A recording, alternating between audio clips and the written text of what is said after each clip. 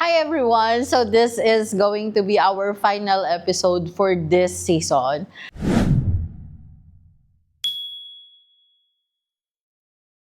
So, ang tagal na rin since May, nung nag-start ako magkaroon ng sit-down podcast. Pero, initially, nag-start naman talaga ako April of 2024. So, basically, we're running second year na talaga and we are transitioning into a new season. So, I gave the chance to these people behind the camera to ask me questions para naman malaman natin or makapag-reflect tayo kung ano yung mga tanong din nila sa akin, kung ano ba yung mga nangyari, ano ba yung nafe-feel ko about dito sa season, or may patutunguhan pa ba to? Tama na to. No, just kidding, but we are heading to a new season. So I wanna end this season na masagot kung meron mga questions or may mga naglalaro sa isip nila. Especially Sheena. Ikot natin camera. Kumaway pero hindi naman nakaharap yung camera sa kanya. Okay, so yeah, we can start. She will be asking me questions and then sasagutin ko ng maayos kung kaya ko. Okay, we can start.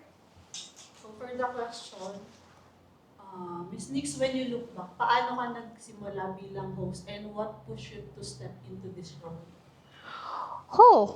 Wala na yung natin nagpa-pageant, umalis na. Anyways, dun sa pagkakaroon ng sit-down kasi, di ba nag-start lang talaga ako na on desk lang talaga ako nag-start mag-podcast. Tapos, parang boring na kinakausap ko lang yung camera. So, actually, tinatanong nila ako kanina kung meron ba daw line si Nextpeed. Which is, meron naman talaga siya, pero hindi ko alam kung ano pa siya, ganun pa siya ka-relevant dun sa mismong page, but it is Fast Talk, Deep Talks. So, hindi siya matutupad kung ako lang mag-isa. So, it's better to have someone na makikipag-communicate ka, and kasi yung tao, gusto natin lagi napapakinggan tayo. So, yung feeling na nasasagot or na i-share mo yung story mo sa kahit kanino lang. Actually, kahit sa camera nga lang it is a different, may ibang feeling siya. So, everyone wanted to be heard. So, parang yun na lang din yung isa sa purpose kasi hindi lahat ng tao napapakinggan. So, in my platform, gusto ko na may mga untold stories sila or may mga gusto silang sabihin na gusto nilang i-share pero walang makikinig kasi hindi naman sila sikat. Di ba? Usually naman tayo, nakikinig lang tayo dun sa mga tingin natin may influence But these people should have a chance na may share din nila yung story nila through this. And I, as a host, na kesa ako yung nagsasalita, I want to be their ears na maririnig natin lahat, or ako yung magiging parang channel for them to be heard. Kaya, nag-transition ako. Instead of me talking all along, then I would be the one who's listening to them. Yun yung pinaka-role ko dun sa pagiging host nitong podcast. Ano naman yung unang lesson na natutunan mo na to reshape you as a host? Hoy, alam mo yan. Alam mo yan. Diyos ko, ang isang episode na hindi ko makakalimutan is yung kay Miss Francine. Si Miss Francine ang nagbago ng perspective ko kung bakit ginagawa kong much better yung kada episode. Kasi yung first episode natin is hindi ko kailangan magtanong ng bongga kasi spontaneous yung guest. Pagdating kay Miss Francine, you have to ask the question so she can answer. Which is super difficult kasi meron akong mga gustong marinig na hindi ko alam kung paano ko itatanong sa kanya na hindi siya offensive. Na hindi rin ako mababash. Kasi yun yung pinakaunang problem ko Yung, ang tawag dito, takot ako na may marinig sila sa akin as a host na hindi nila magugustuhan para i-bash nila ako and hindi mag-continue eventually yung ginagawa natin. But Miss Francine is one of the reason why I tried to improve kung ano yung ginagawa ko. I have to be prepared. I have to be, alam mo yun, dapat alam ko kung ano yung gagawin ko. Kasi nga, sabi nga niya nun, di ba, if she will not call out kung ano yung nangyayari during that episode, kung hindi niya ako sasabihan kung ano yung mga mali. Actually, she gave me some advices talaga. So, malaking tulong si Miss Francine kasi talagang siya yung failure ko na episode, but siya rin yung reason kung bakit nagpapatuloy yung episode ngayon. And I'm trying to make it better every episode. Hindi naman bonggang brainstorm, pero I want it to be not similar as what I have in the past episode. Ayun. Over time, paano nag-evolve ang style mo sa pag-interview? I want it every time to be unique kasi. Parang new experience dun sa taong manonood. So, I have to think everything na, dapat ganito siya. Though, nung una talagang hands-on, lahat, di ba, halos ako yung nagpe-prepare. Pero, sobrang hirap din kasi syempre working din ako. But, ang evolution nung kung paano siya, every episode nagbabago is, depende kung paano yung perspective natin dun sa guest at kung ano yung gusto mong maging output talaga. So, yun. Ano naman nang na-discover mo about yourself habang ginagawa mo ang Next Feed podcast? Actually, maraming discoveries talaga sa akin nung ginagawa ko to. First thing is, hindi kasi ako empath vocally.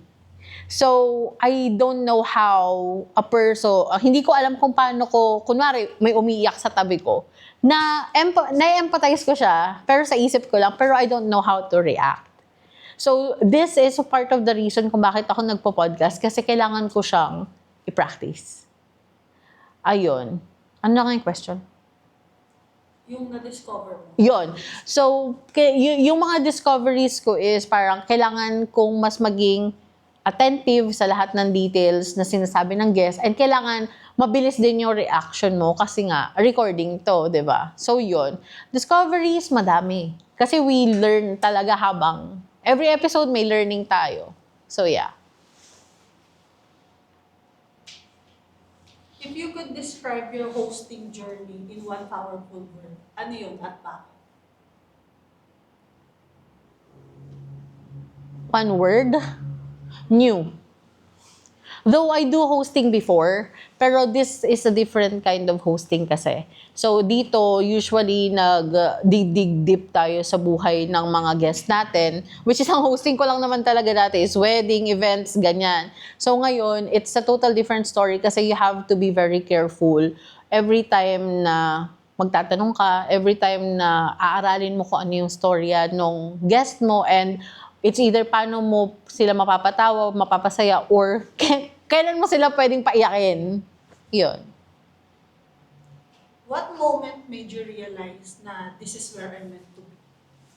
Actually, until now, hindi ko nga alam kung meant to be pa rin ako dito eh. Kasi until now, nasa discovery part pa rin.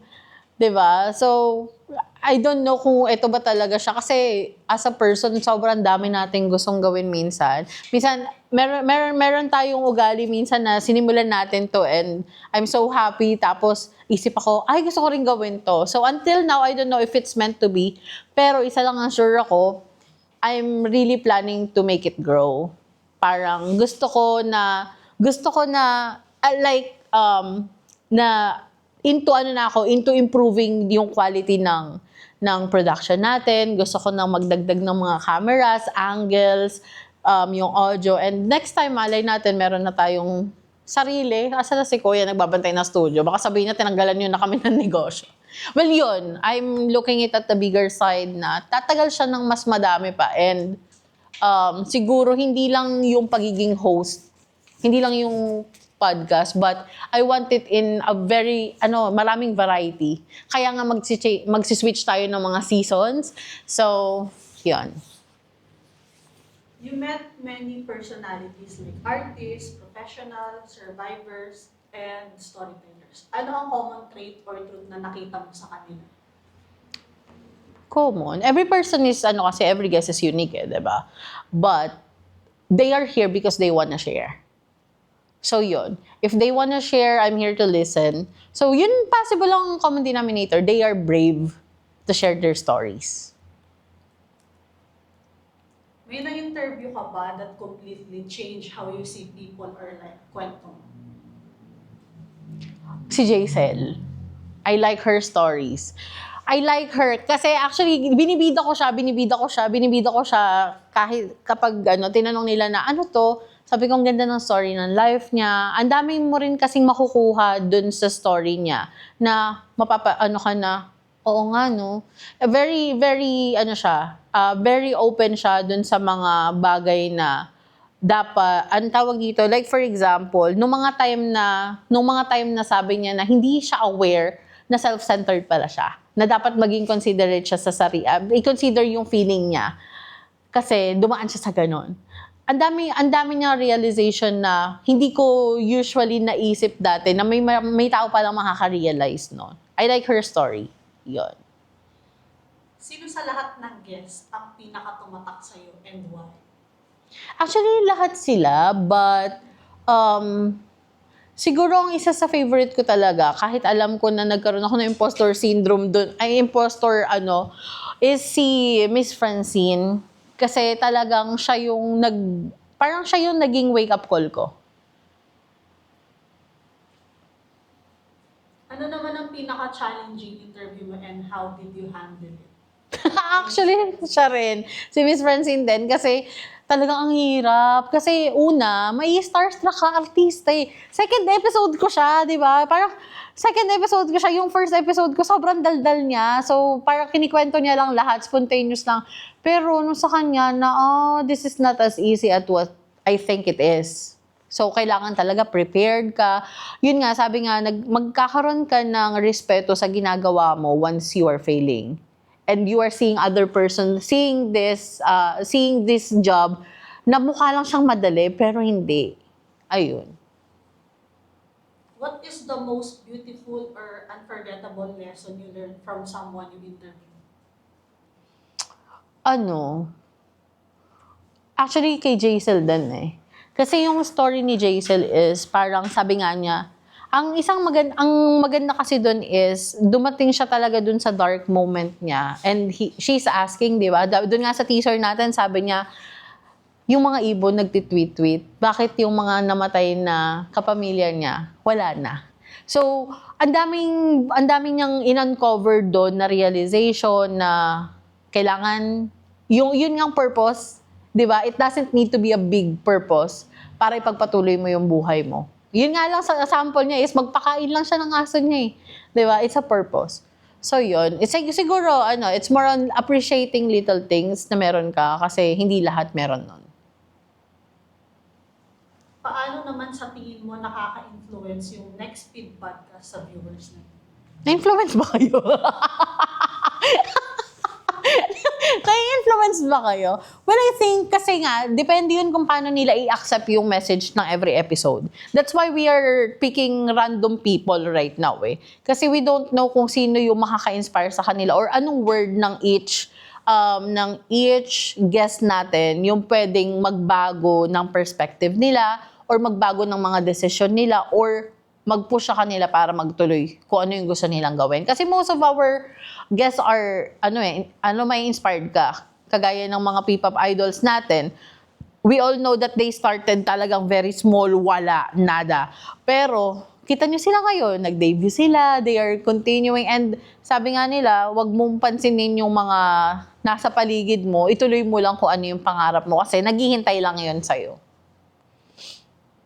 After hearing so many real stories, how do you carry their emotions and experiences with you? Siyempre, their stories are all lessons. Pero, hindi, masaya lang kasi syempre nakaka-inspire. Kasi in every perspective, everyday life, ang dami mo na-encounter. So yung mga yan, kumbaga naiipon yung story nila and life lessons nila na minsan nai-encounter mo din.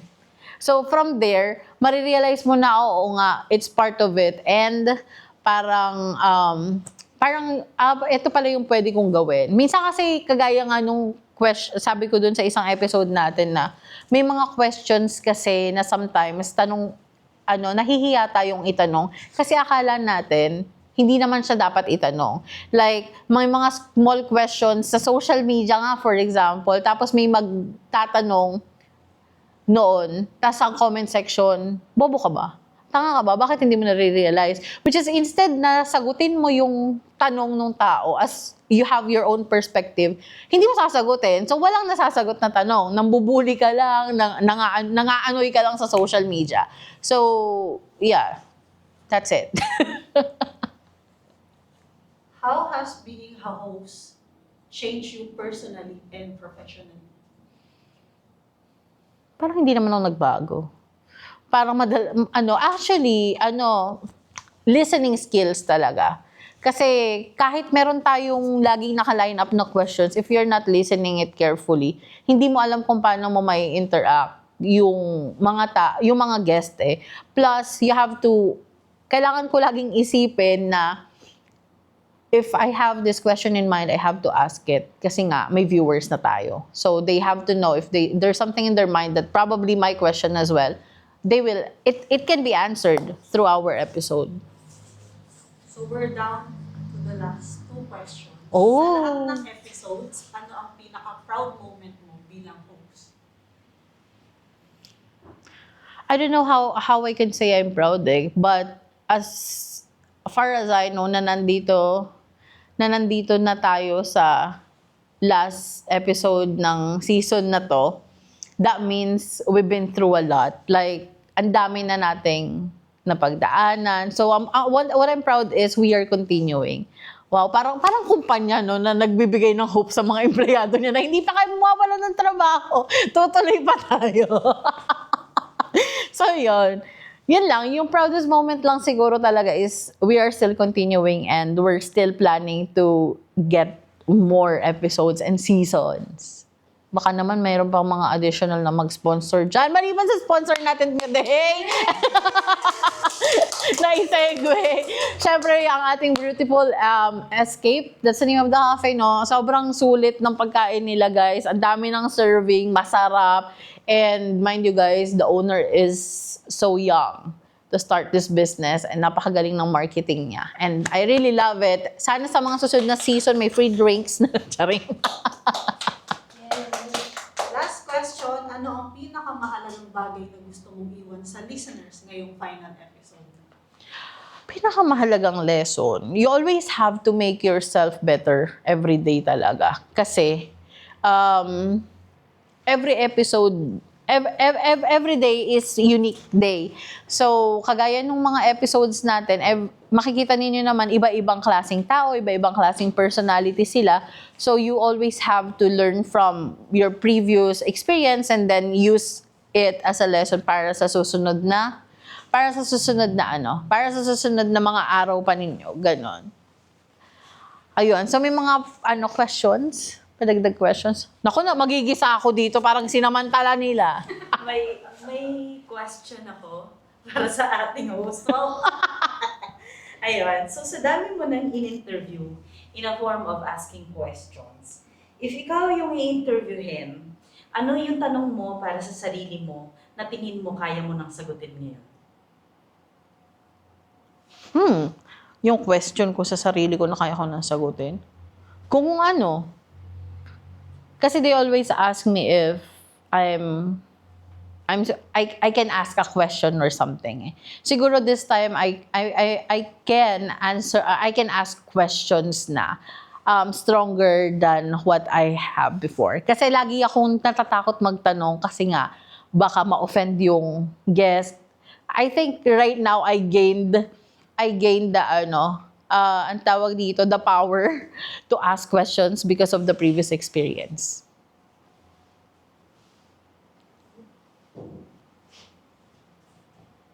Yun na yun? Wala na ibang questions? Wala na. Okay. Ako actually meron, hindi niyo ako tinanong kung ano yung pinaka-favorite ko. Tinanong niyo ba ako kung ano favorite ko episode? O, diba? Short memory. Well, anyways, bago natin to tapusin, I just wanna share. Kasi, kayon nga, pinaalala lang nung editor natin kanina. And, one of the episode na meron tayo in the past, sa experience, is meron kami na-encounter nakaraan. I know this is, hindi na siya Halloween, but yung episode natin na Halloween special, yung audio, na na-record, half of it is muted. Hindi siya totaling broken. Para lang naka-mute. And then automatic bigla siyang nag-spike for the audio. So, yun lang. Yun ang ating ender. If you want this kind of stories, send us a letter para makapag-share tayo ng mga spooky stories. Yun lang. And that ends our season. And meron kami mga i-release pa ng mga clips, but I hope to see you guys in the next season pa. Thank you so much for watching. Bye-bye! We're done! Oo. Kung hindi pa niya ako minessage noon, hindi ko yun malalaman. Hindi check. Pero